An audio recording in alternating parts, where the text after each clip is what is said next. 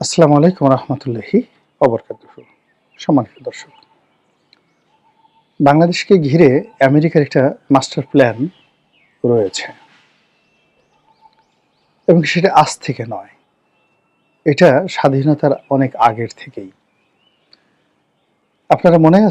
আপনাদের সকলের মনে আছে যে হেনরি কিসিঞ্জার নামক একজন বিশ্ববিখ্যাত কূটনীতিবিদ ছিলেন,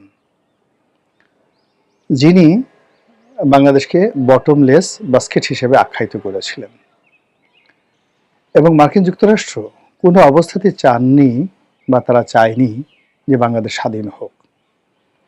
বরং এই অঞ্চলটি যদি পাকিস্তানের একটি প্রদেশ থাকে এবং এটাকে কেন্দ্র করে তারা যদি একটা বেইজ এখানে তৈরি করতে পারে, এর কারণ হলো পাকিস্তান আমেরিকার খুবই ঘনিষ্ঠ বন্ধু এবং সেই ঘনিষ্ঠ বন্ধুত্বের কারণে যদি এখানে পাকিস্তানের বেশ কয়েকটি বেইজ থাকে, তখন ভারতের সাথে পাকিস্তানের কিন্তু সম্পর্কটা ছিল দা কুমড়ার সম্পর্ক। ইন 1968, 73 কিংবা 58, তখন তারা রাশিয়ান ব্লকে কমিউনিস্ট হিসাবে তারা নিজেদেরকে পরিচয় দিত এবং যদিও পণ্ডিত জওহরলাল নেহরু প্রো আমেরিকান ছিলেন, কিন্তু তারপরেও তাদের যে রাষ্ট্রের যত রাজনৈতিক শক্তি সেটা কমিউনিজম বেস ছিল।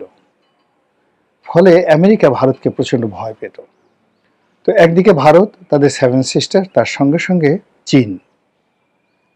ফলে পুরো 60-এর দশক জুড়ে সারা পৃথিবীতে যে কমিউনিজমের ভীতি ছিল, সেই ভীতির যে জায়গাটা ছিল এশিয়া, এবং এশিয়াতে ভারত যদি কমিউনিস্ট হয়ে যেত, চীনের সাথে তাদের বন্ধুত্ব হয়ে যেত, তাহলে এই অঞ্চলকে কেন্দ্র করে ব্যবসা এবং বাণিজ্য আমেরিকার বন্ধ হয়ে যেত। অধিকন্ত রাশিয়ার যে পতন বা সোভিয়েত ইউনিয়নের যে পতন, সেই পতনটা সম্ভব হতো না। ফলে বাংলাদেশকে কেন্দ্র করে, সেভেন সিস্টারকে কেন্দ্র করে দ্বিতীয় বিশ্বযুদ্ধের পর থেকেই আমেরিকার একটা মাস্টার প্ল্যান, একটা ব্লু প্রিন্ট রয়েছে। তারা বঙ্গোপসাগরের এই অঞ্চলটিকে, বে অফ বেঙ্গলকে খুবই গুরুত্বপূর্ণ মনে করছে দ্বিতীয় বিশ্বযুদ্ধের পর থেকে। ফলে এই এলাকাতে বেস করার জন্য, ঘাঁটি করার জন্য তারা একটি স্থল খুঁজছে এবং সেই জায়গাটি যে সেন্ট মার্টিন। এখন এতে আর কোনো রকম সন্দেহ নেই, কোনো রকম সন্দেহ নেই। শেখ হাসিনা মুখ ফসকে আমেরিকার বিরুদ্ধে অনেক কথা বলে ফেলেছেন এবং শেখ হাসিনা সেন্ট মার্টিনের বিনিময়ে ক্ষমতায় থাকতে পারেন, এই ধরনের প্রস্তাব তাকে দেওয়া হয়েছে। এখানে ডক্টর ইউনূস কোনো ফ্যাক্টর ছিল না।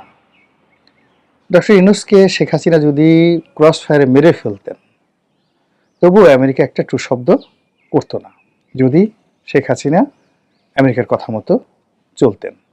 কিন্তু কেন যেন তিনি সেই কাজটি করেননি।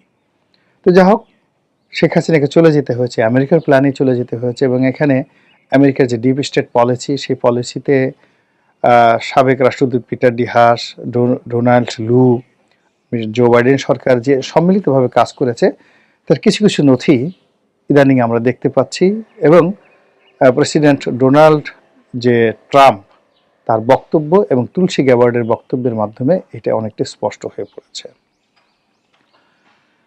এবং ওই যে আমেরিকার যে ডিপ স্টেট পলিসি, সেই ডিপ স্টেট পলিসির কারণেই হোক, গণ অভ্যুত্থানের কারণেই হোক, গণজাগরণের কারণেই হোক না কেন, বাংলাদেশে একটা বিশাল, যাকে বলা হয়, পরিবর্তন হয়েছে, রেজিম চেঞ্জ হয়ে গেছে। শেখ হাসিনা, আওয়ামী লীগ দৃশ্যপটে নেই।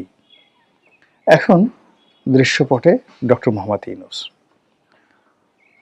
বলার চেষ্টা হচ্ছে যে ডক্টর মোহাম্মদ ইউনূসের সঙ্গে ডোনাল্ড ট্রাম্পের সম্পর্ক ভালো নয় এবং ডোনাল্ড ট্রাম্প ডক্টর ইউনূসকে কোনো অবস্থায় মেনে নেবেন না এবং শেখ হাসিনাকে তিনি ক্ষমতায় রাখবেন। কিন্তু ঘটনা কিন্তু তা নয়। ঘটনা এটার হিতে বিপরীত হওয়ার সম্ভাবনাই বেশি। আমেরিকা সাধারণত ঢাল দেখায়, তলোয়ার ঢুকিয়ে দেয়, পিস্তল দেখায়, তারপরে শেষে গালের মধ্যে চুমু মেরে দেয়। আপনি বুঝতে পারবেন না এদের কাণ্ড কারখানা। তারা ডক্টর মোহাম্মদ ইউনূসকে যদি কাজে লাগাতে চায়, তাকে বন্ধু বানাতে চায়, প্রথমত তাকে জনবিচ্ছিন্ন করে ফেলবে, দ্বিতীয়ত তারা গণশত্রুতে রূপান্তরিত করে ফেলবে, তৃতীয়ত তার ভিতরে একটা জানের ভয় ঢুকিয়ে দেবে, প্রাণের ভয় ঢুকিয়ে দেবে, তারপর একজন নিন্দিত এবং একজন ঘৃণিত ব্যক্তি হিসেবে তাকে ক্ষমতায় বসানোর চেষ্টা করবে। তো এখন এই যে তাকে বসানোর যে ক্ষমতায় বসানোর যে চেষ্টা, এই ক্ষমতায় বসানোর যে চেষ্টা এটি অব্যাহত থাকবে। এবং ঠিক একই কাজটা জনাব জেলেনস্কির আমলে হয়েছে।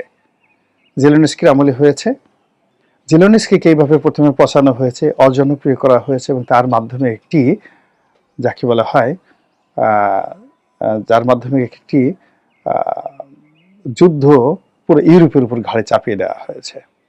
তো একইভাবে যদি এই বাংলাদেশে ডক্টর মোহাম্মদ ইউনূসকে জেলেনস্কি হিসেবে ব্যবহার করতে চায়, ভারতের বিরুদ্ধে ব্যবহার করতে চায়, পাকিস্তানের বিরুদ্ধে ব্যবহার করতে চায় এবং তাদের স্বার্থ